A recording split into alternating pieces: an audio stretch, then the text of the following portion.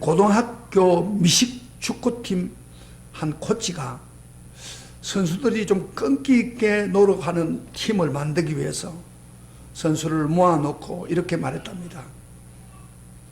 여러분, 농구의 최고의 선수 마이클 조던이 포기한 적이 있었던가요? 그랬더니 선수들이 아닙니다 하고 큰 소리로 대답했습니다. 비행기를 만들었던 라이트 형제가 포기했던 적이 있었습니까? 아닙니다 하고 소리를 질렀습니다. 그러면 발명왕 에디슨이 포기했던 적이 있었던가요? 아닙니다 하고 반응했습니다. 이 코치가 한 번 더 묻겠습니다. 엘머 윌리엄스가 포기한 적이 있었던가요? 아무도 대답하지 못하고 침묵하고 있었습니다. 그때 한 선수가 이렇게 물었답니다. 코치님, 엘머 윌리엄스가 누굽니까? 물론 그 코치가 하면 물론 모를 거요. 여러분들 잘 모를 거요. 왜냐하면 그 친구는 중간에 포기해버렸기 때문입니다. 이런 대답을 했답니다. 역사상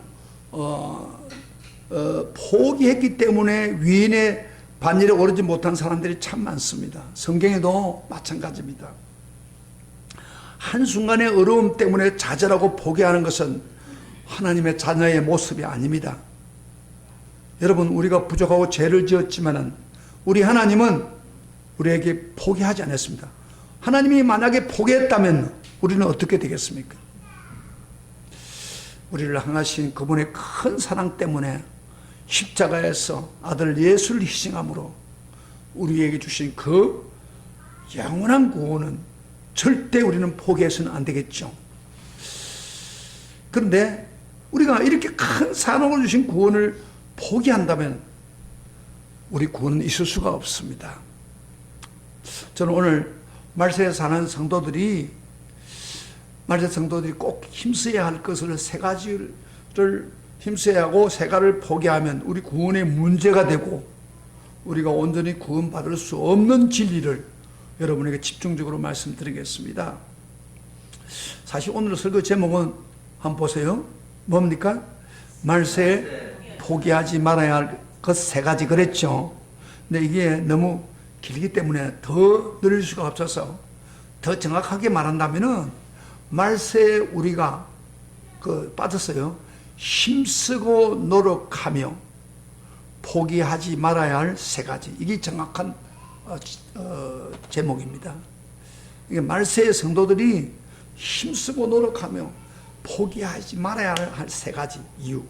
그것에 대해서 오늘 제가 말씀을 드리겠습니다. 여러분, 제가 지금까지 제가 요한계시록을 통해서 말세에 대한 말씀을 한 8개월 동안 말씀했죠. 그리고 얼마 전에 구약의 다니엘을 통해서 말세에 예언한 말씀을 제가 3번 말씀드렸고요. 오늘부터는 우리 예수님이 친히 말씀하신 말세에 대해서 가르치신 그 말씀에 대해서 오늘 계속해서 연속적으로 말씀을 하려고 합니다. 왜냐하면 이렇게 해야 말세에 대한 교훈의 말씀을 거의 완벽하게 완성할 수 있기 때문입니다. 여러분, 우리 예수님 말세에 대한 가르침, 직접 가르친 가르침은 어디에 있습니까? 그럼 마태복음 24장과 25장에 있고요. 그 다음에 마가복음에는 13장, 그 다음에 누가복음에는 21장에 기록되어 있습니다. 그래서 오늘 저는 마태복음 24장 1절부터 14절을 중심으로 해서 하나님 말씀을 전하면서 말세 성도들이 힘쓰고 노력해서 포기하지 말아야 할 세 가지를 여러분에게 말씀드리겠습니다. 우리 예수님의 사역이 이제 3년을 거의 다 마치고 마지막 부분에 도달할 때 일부 제자들이 질문에 의해서 말세에 대한 말씀을 전하기 시작한 겁니다. 그럼 어떨 때 질문을 했냐면은 우리 예수님이 성전에 이렇게 올라갔어요. 그 당시 성전이 있었잖아요. 올라가는데 제자들이 오더니 그 성전의 아름다움을 예수님에게 설명하고 있습니다. 아름다움을 보이려고 했습니다. 오늘 본문에서는 잠깐 성전의 아름다움을 이야기했다고 했는데 마가복음에 보면은요, 이들이 이렇게 표현했습니다. 선생님이요, 보소서, 이 돌들이, 성전에 있는 돌들이 어떠하며 이 건물이 어떠합니까? 건물의 아름다움을 막 예수님에게 이야기할 때에 이 말세에 대한 이야기였어요. 누가복음 21장에는 좀 더 자세히 이야기합니다. 아름다운 돌로 꾸민 것을 보면서 보시라고 하면서 할 때 그 당시에 이 말씀이 시작된 겁니다. 여러분요, 성전, 이스라엘 사람들에게는 성전이 그들의 신앙의 모티브입니다. 우리 교회하고 좀 다릅니다. 성전 하나만 있는데, 여러분, 과거에는 성전이 어떤 성전이 있었습니까? 예? 솔로몬 성전. 아시죠? 솔로몬이 화려하게 성전을 지었죠. 예? 실론을 막 최고의 좋은 재료로 들었는데, 근데 그 솔로몬 성전이 어떻게 됐어요? 예? 역사에 보면은 이스라엘 사람 범죄하기 때문에 바벨론에게 넘겨버렸어요. 그래서 바벨론이 들어가가지고 예루살렘을 점령하고 성전을 해파시켜 버렸습니다. 그래서 솔로몬 성전은 그때 없어졌어요. 그리고 난 후에 또 성전이 지어진 게 스룹바벨 성전 아시죠? 스룹바벨은 70년 동안 이스라엘에 있다가 돌아와서 성전을 지었어요. 그런 어려운 가운데 스룹바벨 성전을 지었어요. 그거는 뭐 규모가 그렇게 화려하지는 않지만 성전을 지었는데 그 성전도 몇백 년 있다가 적군의 침입을 받아가지고 또 파멸됐어요. 없어져 버렸어요. 그러면 예수님 당시에 있는 이 성전은 그럼 어떤 성전이냐? 바로 헤롯 대왕이 유대인의 한심을 사기 위해서 수십 년 동안 성전을 아름답게 그리고 최고급 돌과 재료를 동원해서 꾸며놓은 성전입니다. 수십 년 동안 지었어요. 이게 성전이. 그래서 굉장히 아름다웠는가 봐요. 성전이. 그래서 제자들까지도 감탄할 정도가 되니까 예수님이 성전에 와 있을 때 성전의 아름다움을 제자들이 은근히 피하를 하고 있습니다. 여기 보세요. 돌들이 얼마나 아름답습니까? 이 아름다운 돌로 꾸민 성전 보세요. 자랑하고 있을 때 우리 예수님이 그 이야기를 듣고 그래 성전 참 아름답구나 그게 아니고 예수님이 아주 반대적인 이야기를 하고 있습니다. 2절을 한번 잠깐 봐요. 오늘 본문 2절 24장 2절 잠깐 봐봐요. 성경에 나오니까 예수님이 2절에 시작 대답하여 이르시되 너희가 이 모든 것을 보지 못하느냐 내가 진실로 너희에게 이르노니 돌 하나도 돌 위에 남지 않고 다 무너뜨려지리라. 예수님은 너 미래를 바라보는 눈이 없는가? 내가 보니까 이 성전 아름다운 성전이 돌 하나도 돌 위에 남지 않고 다 무너뜨려 해파될 것이다. 예수님은 미래에 이른 날을 정확히 보면서 지금 성전이 무너질 것을 예언하고 있습니다. 사실 이 예언의 말씀대로 35년 후에 디도 장군과 로마 군대를 거느려 와가지고 예루살렘을 해파시키고 거기 있는 성전을 해파시켰습니다. 그래서 지금은요 이스라엘 지방에 가면은 성전이 없고 성전에 100만 남아 있습니다. 그래서 그곳에 가서 유대인들이 막 기도하고 있어요. 100만 남아 있는 거예요. 통곡의 벽이라고 그러죠 그들이. 그런데 이 충격적인 이야기 아닙니까? 예수님이 돌 위에 돌 하나도 남지 않고 다 해파되리라. 그 제자들이요 충격을 받았어요. 응? 그래서 예수님이 감난산에 앉아 있을 때 조용히 가서 질문을 했습니다. 그 질문이 3절입니다. 같이 3절을 보세요. 이 어떻게 이게 말세에 대한 교훈이 됐는가를 제가 이렇게 설명하고 있는 거예요. 3절 다 같이 시작. 예수께서 감난산 위에 앉았을 때 제자들이 조용히 와서 이르되 우리에게 이르소서 어느 때에 이런 일이 있겠사오며 주의 임하심과 세상 끝에는 무슨 징조가 있사오리까. 여러분요, 이들이 질문할 때 한 가지만 질문한 게 아니에요. 세 가지를 동시에 질문했습니다. 그들이 평소에 가지고 있는 의문점을. 그래서 저 본문을 보세요.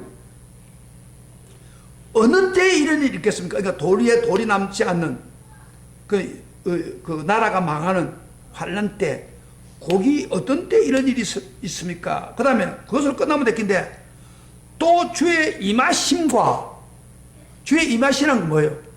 주님이 재림하는 날. 그게 언제입니까? 그런 이야기. 그 다음 또 하나는 세상 끝에는 무슨 징조가 있어오리까? 세상 끝에 일어날 징조.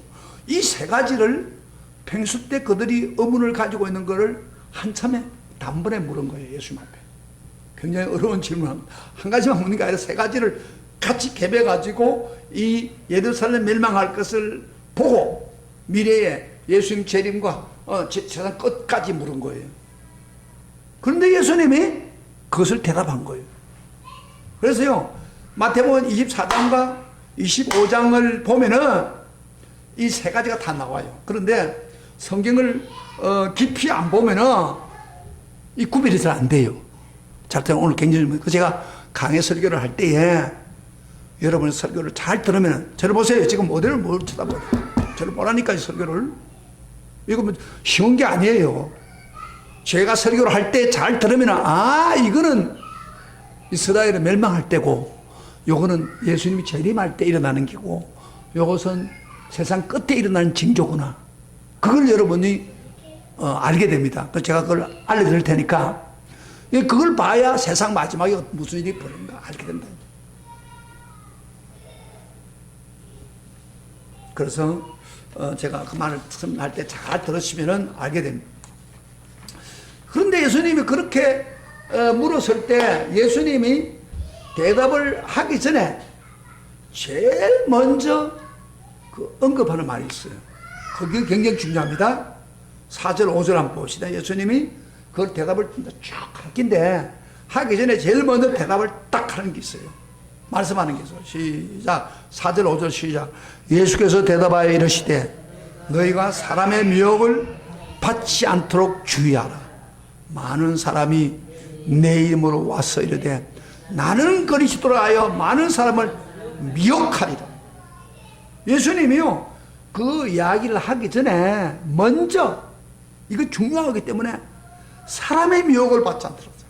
근데 어떤 사람들이 와가지고 내가 그리스도다 하면서, 이 사람들은 누구예요? 이단이죠. 이단들이 와가지고 막 너희들을 유혹하리라.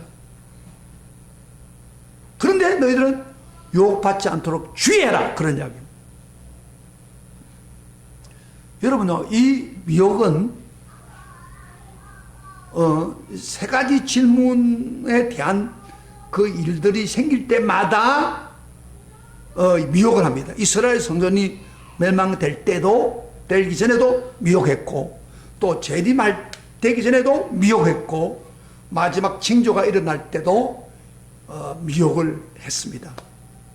사탄은요, 전략 중 하나가 언제든지 나라가 환란을 당하고 세상 마지막이 되고 이단을 일 때마다 이단들을 일으켜서 참 그리스도를 쫓지 못하도록 유혹하는 전술을 사용하는 것을 우리가 알아야 됩니다. 여러분요, 오늘 한국에도 이단이 많죠. 그 이단은 바로 사탄이 일으킨 겁니다. 미혹을 하기 위해서, 정상적인 믿음을 잘못 믿도록 하기 위해서 유혹해가지고 거기에 빠지면 절대 구원받을 수가 없습니다. 우리 한국에 이단이 너무 많습니다. 수백 개가 된답니다. 그런데 그 한칸이 들어와서 우리의 신앙을 유혹한.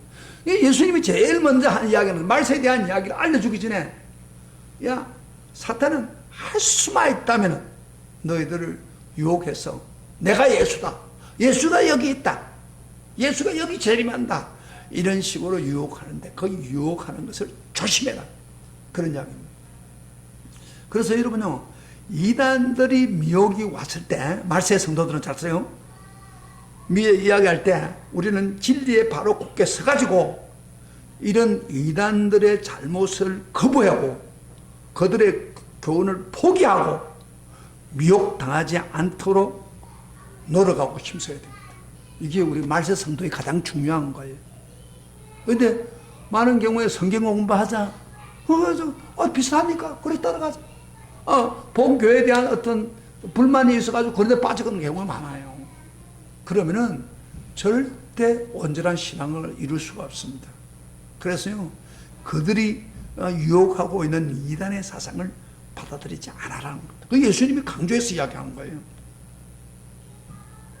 여러분 한번 생각해봐요.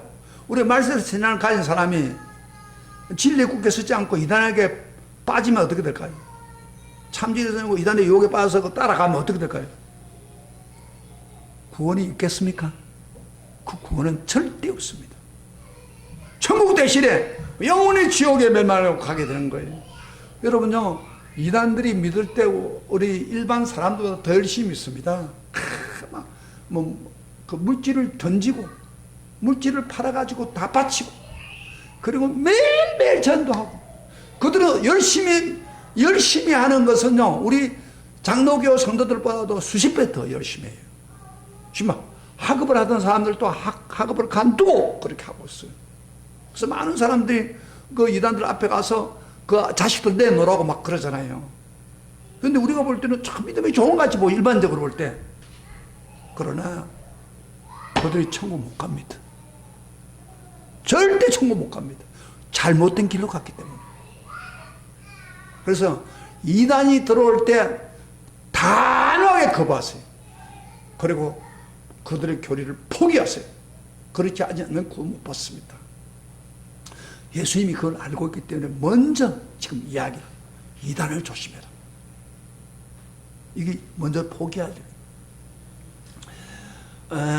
그래서 우리 말세 성도는 이단들이 판을 칠 때에 이단에 빠져서는 안 된다는 거예요.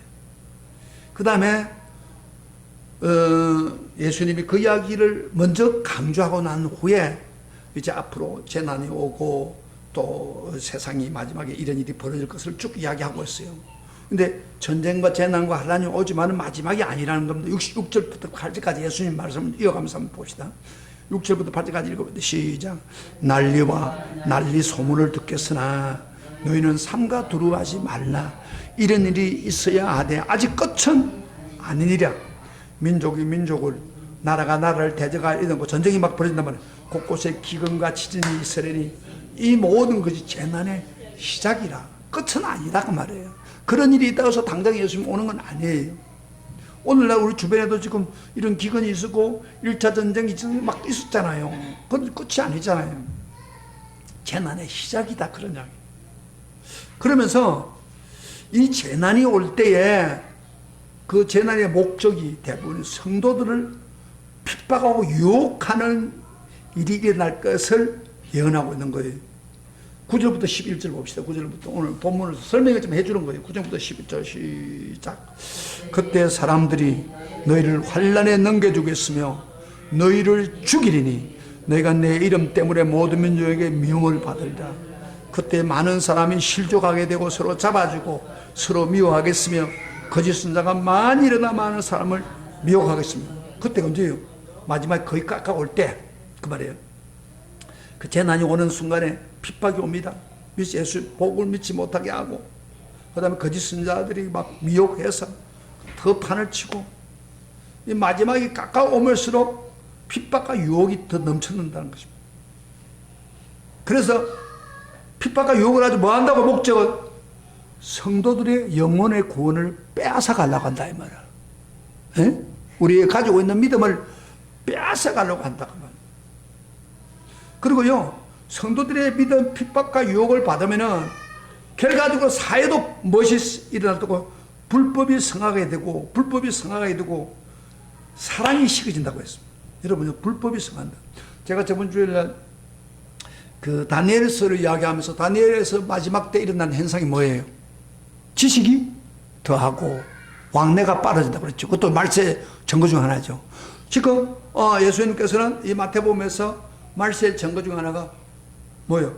바로 서로가 불법이 성하고 불법이 판을 치고 사랑이 식는다. 불법이 판이라는 것은 정의가 바로 서지 못한다 이 말이에요.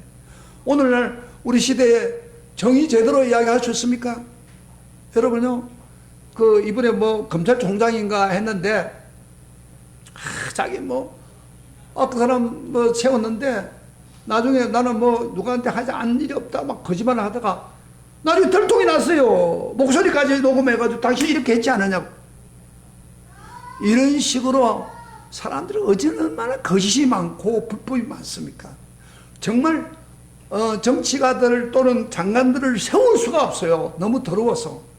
다들. 그런데 뭐 문 대통령이 막 밀고 나가니까 이게 나중에 큰 문제가 생길 가능성이 있어요.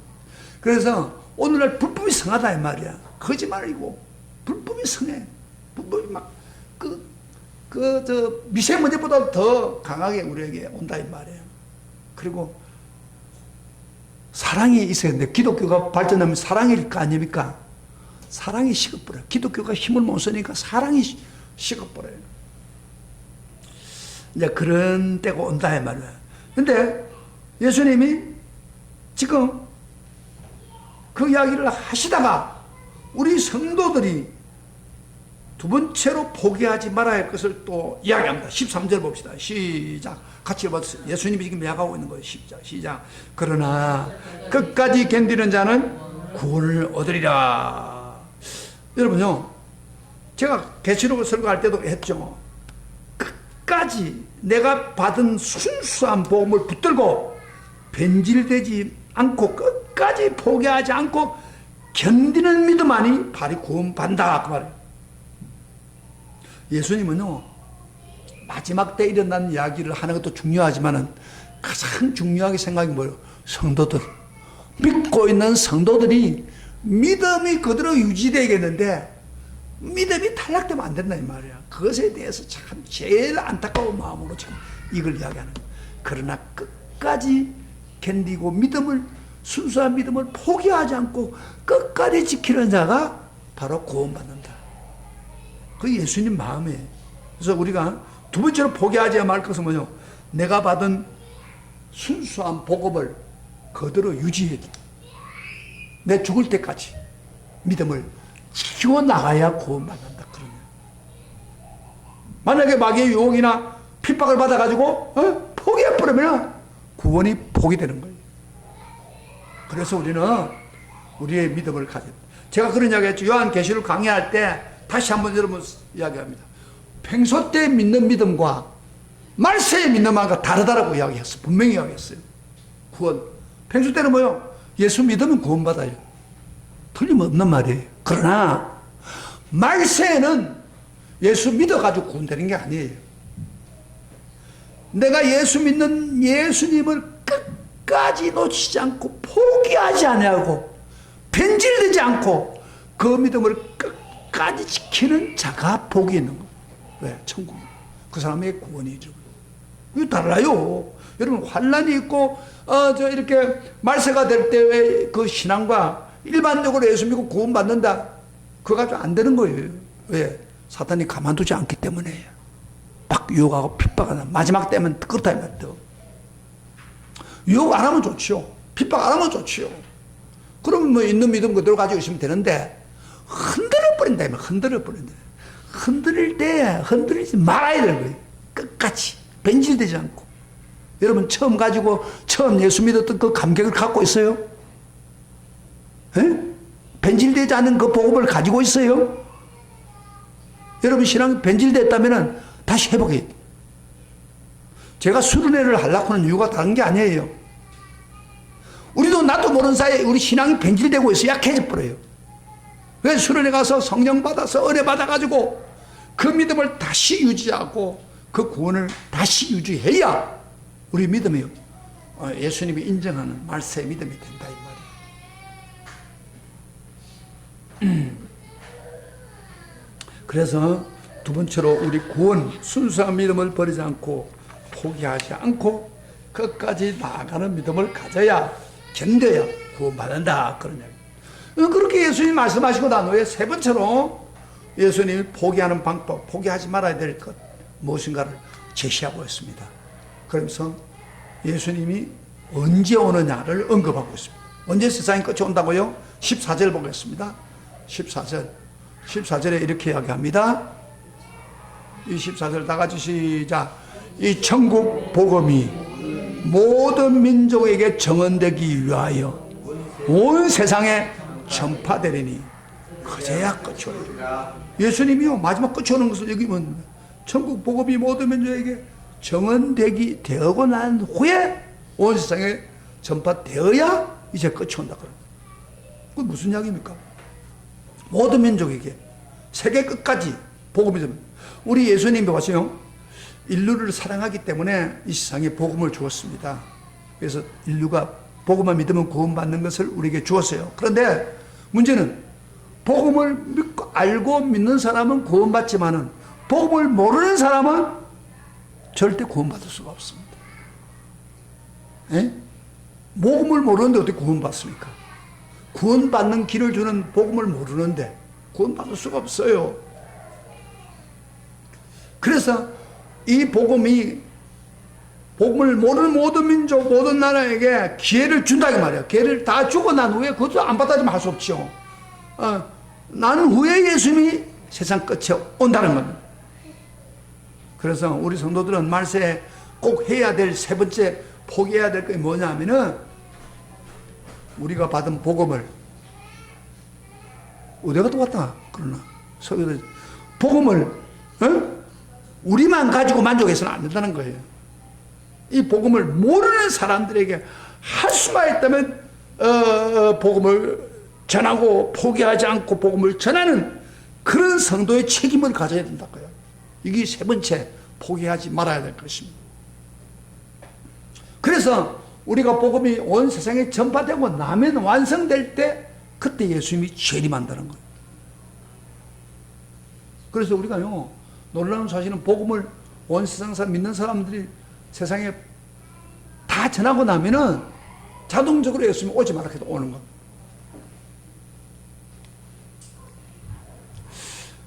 제가 이번에 그 수련회 때문에 어디로 갈까 장소를 구하다가 제가 고대도에 갔다 왔어요. 고대도를 갔다 왔는데 고대도에 갔는데 고대도 처음 들어봤죠. 그 섬까지 갔는데 이 고대도에 갔더니 칼 키출라프라고 하는 사람이 우리가 기독교가 한국에 제일 먼저 들은 선교사라는 게 뭐예요?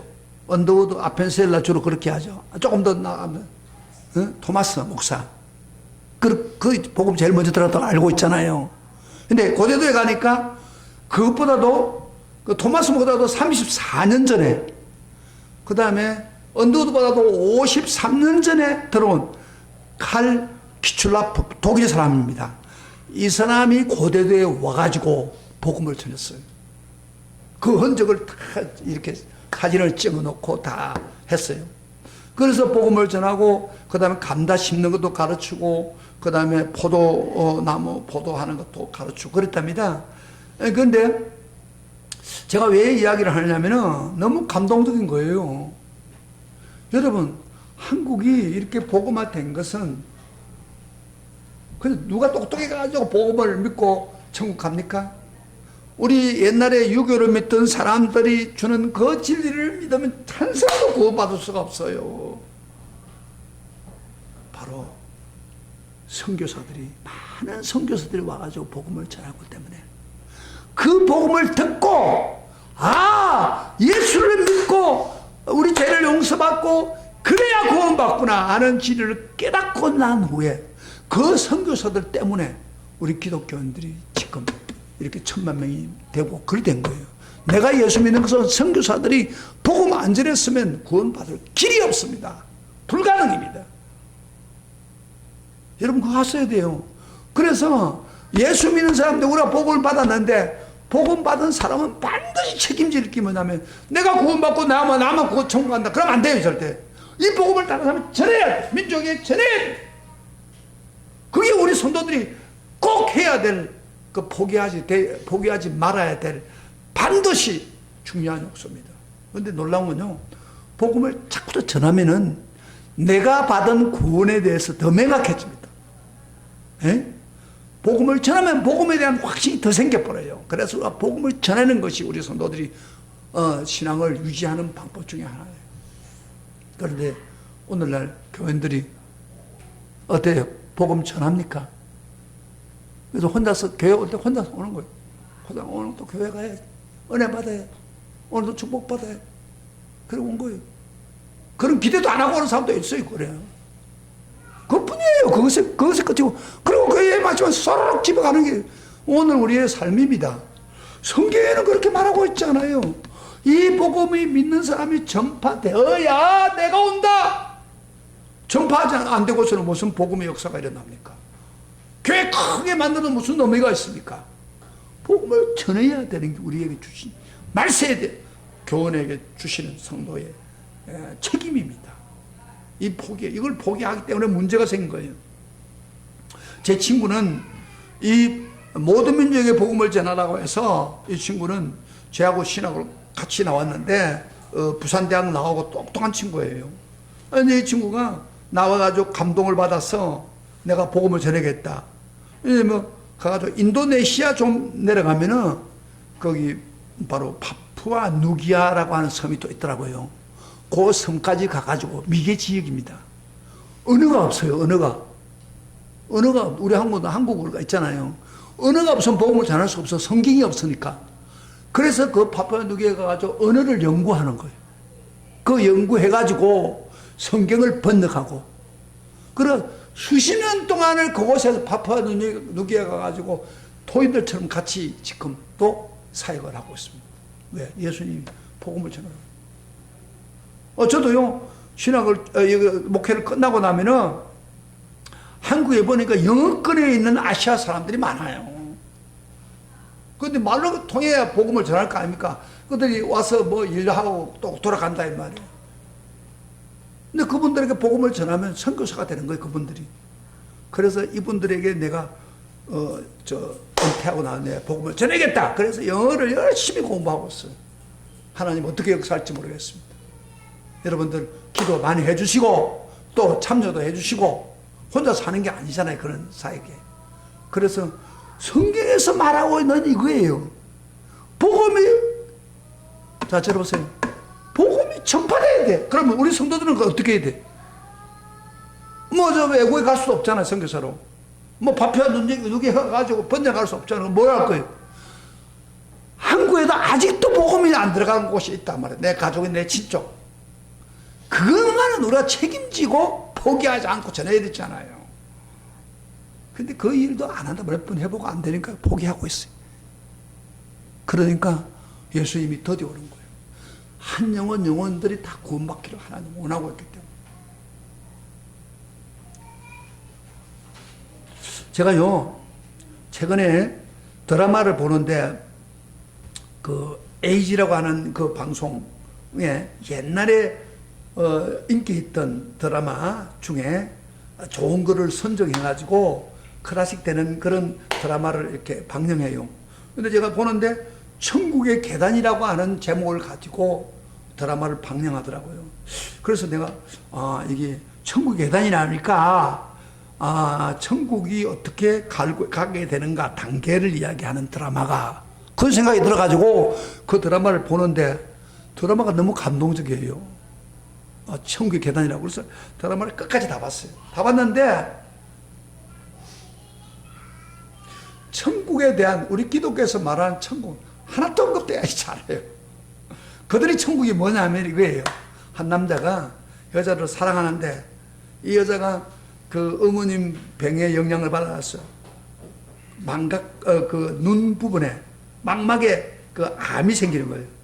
그래서 눈을 대체했는데도 불구하고 계속 암이 있어가지고 이 사람이 마지막 죽는 걸 그 사랑하는 사람이 죽는데 바닥에 같이 누워서 죽는 것을 보면서 이런 말을 해, 남자가. 자, 지금부터 시작이다. 우리 사랑이 지금부터 시작이다. 지금부터 시작해서 천국에 가서 우리 사랑을 완성하자. 아주 그 감동적인 장면입니다. 그걸 마지막. 그런데 거기다 숨이 가빠가지고 막 있는 순간에 사랑이 지금부터야. 예? 천국에 와서 사랑 시작하자고. 완성하자고. 이 인간적으로도 감동이죠. 그런데 제가 그걸 딱 보면서 세상에 사랑한다고 천국 갑니까? 예? 세상에 연인을 사랑한다고 천국 가요? 대답해봐요. 우리가 이 세상에 아무리 세상 인간적인 사랑을 사랑한다고 해가지고 천국 가는 게 아닙니다. 천국은 어떻게 돼요? 예수를 믿어야 천국 가잖아요. 그 예수를 믿어서 천국 가는 단계 하나도 언급하지 않고 있는 거예요. 가끔 보면요, 어린애들이 죽고 이러면 대부분이 가서 부모들이 뭐라고 해요? 안 됐다. 예, 천국이나 가서 나중에 위로받아라. 이렇게 하잖아요. 그 맞아요? 틀려요? 맞아요? 틀려요? 맞아요? 천국에 대해서 안 믿으면 못 간다니까. 어린애들 누구든지 다 마찬가지고. 그러니까 쉽게 말하면 천국의 계단이라는 말을 쓴 사람이 무식할 정도로 천국 가는 길도 모르고 그래서 세상에서 사랑하면 천국 가겠지. No! 아니에요. 천국은 분명히 복음을 통해서 예수 믿고 구원 받아야 천국 갑니다. 그런 사람이 두 사람 하면 또 그것도 가서 이어진다 하지만 예수도 안 믿고 하나님과 상관이 없는 사람이 죄 짓고 사는 사람은 무슨 천국을 갑니까? 못 갑니다. 그러니까 문제가 왜 이 드라마에 그런 주제를 가지고 하느냐? 천국에 무식하기 때문에. 그러면 왜 그럽니까? 왜 그 사람들이 천국에 작가가 왜 무식합니까? 우리 예수 믿는 사람이 그 사람들의 복음을 안 전하고 천국을 알려주지 않았기 때문에 천국 가는 길을 모르니까 자기들이 상상해서 그렇게 하면 천국 간다. 여기 시작하고 천국까지 완성하자. 그런 말도 안 되는 이야기를 하고 있는 거예요. 우리 책임입니다. 그가 만약에 우리가 그 사람들에게 복음을 전했다면 그 사람 천국 계단은 그렇게 설명하지 않습니다. 어려운 가운데서 예수 믿고 끝까지 믿음을 지키는 그런 장면을 보여주는데 그거하고 상관이 없는 거예요. 사랑하는 성도 여러분, 오늘 제가 말씀 더 하려고 하지 않습니다. 말세 선도들은 반드시 노력하고 포기하지 말할 세 가지가 있습니다. 하나는 뭐였어요? 한번 설교 생각해 보십시다. 예수님 말씀대로. 이단의 유혹에 빠지면 안 됩니다. 이단의 유혹을 거절해야 됩니다. 이단에 빠지면 절대 천국 못 갑니다. 그 다음에 두 번째로 뭐라 했어요? 예? 끝까지 내가 믿은 믿음을 순수한 믿음을 그대로 가지고 변질하지 않고 예? 어떤 상황에도 포기하지 않고 끝까지 믿음을 지켜나가는 거. 할렐루야. 죽을 때까지 그 사람 천국 가는 거예요. 또 한 가지 뭐예요?